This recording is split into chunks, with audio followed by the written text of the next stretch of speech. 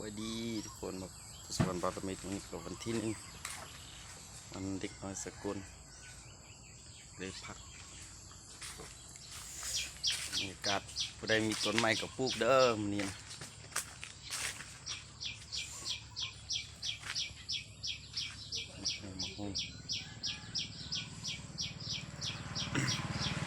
เอาเดินหอมเบิ่งสวนเข็มห้องพักผู้ใดเข้ามาก็ได้กดเซฟกดซับสไครต์ให้แก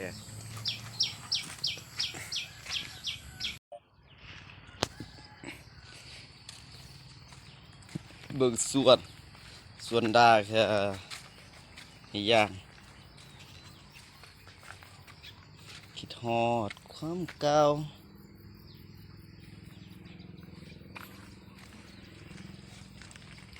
เมื่อดานังงุดหมกมาเคแต่ซ้อมอยู่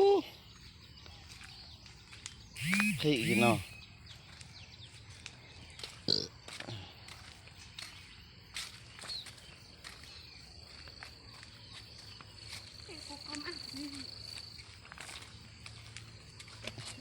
เนียกบึดเนียกกันซ้อนอวยปนพื้นไม่อวยปนพื้นต่ออีกเนียกหน้า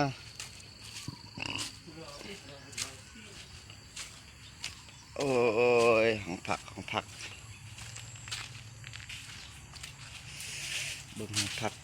ถ่ายภาพทำกับรูปเลยฮัลโหลของอุบหลังของอุบเยอะไปเยอะเด้อ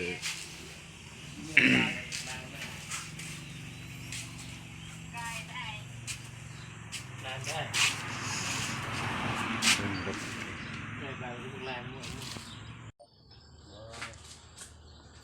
นี่ก็ได้ออกจากเวียก